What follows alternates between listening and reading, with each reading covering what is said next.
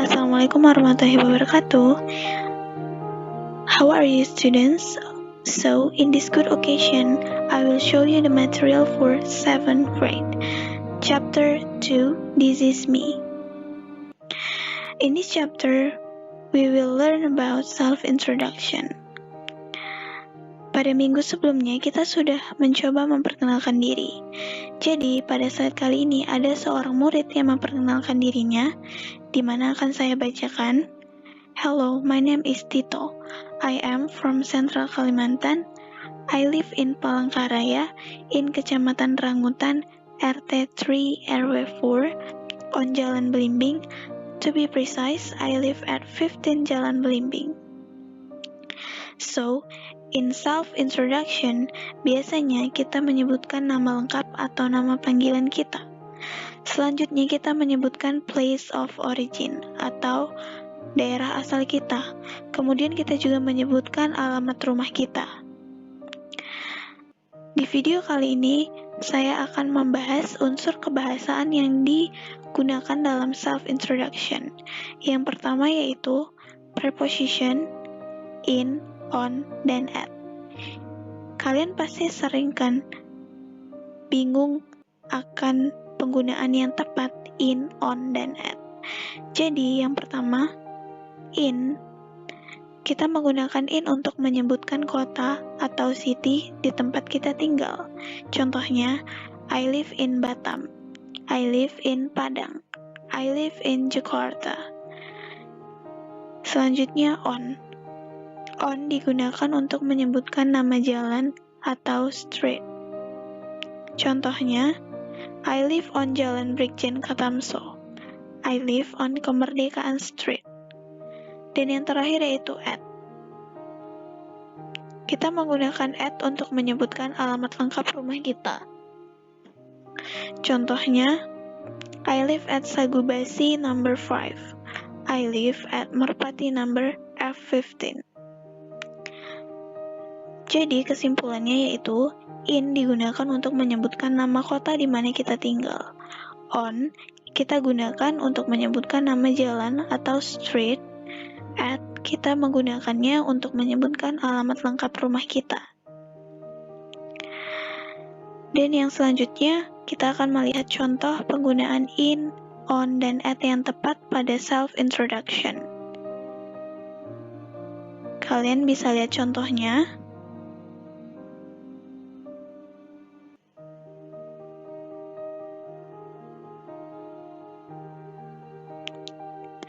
Next, kita akan membahas pronoun atau kata ganti. Pronoun atau kata ganti juga sering digunakan di dalam self-introduction. Pronoun digunakan untuk kata ganti untuk orang, hewan, maupun benda. Jadi di sini kita akan membahas 3 pronoun yang sangat penting. Yang pertama, subjective pronoun. Kata ganti yang berfungsi sebagai subjek.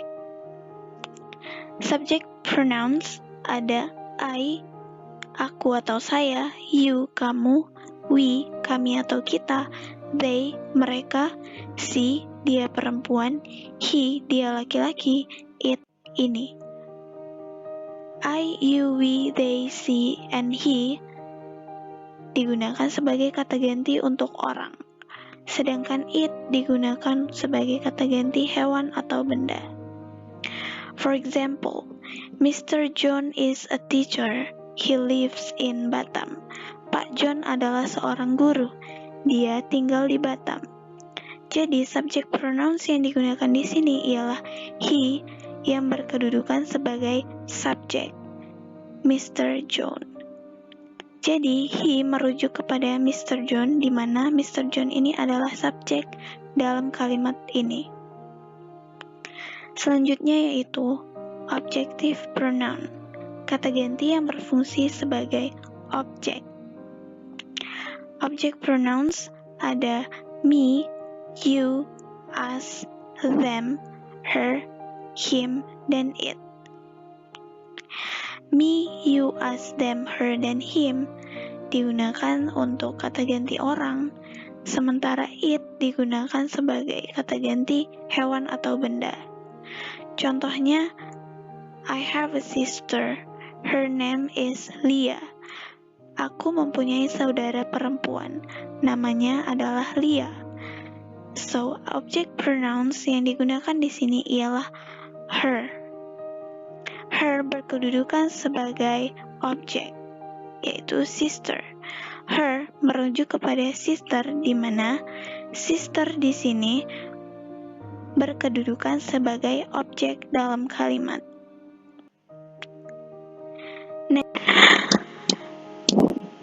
The next is possessive adjective atau penunjuk kata sifat kepemilikan. Di dalam possessive adjective ada my, your, our, their, her, dan his. Ini digunakan sebagai kata ganti untuk orang, sementara its digunakan untuk hewan atau benda. Biasanya, dalam sebuah kalimat, posesif selalu diikuti oleh noun. Noun adalah kata benda. Let's see the example. This is my father. Ini ayahku. Jadi, posesif di sini ialah my. Sedangkan father itu adalah noun. So, I think that's all for today. I hope you enjoyed this video. Thank you for watching. Assalamualaikum warahmatullahi wabarakatuh.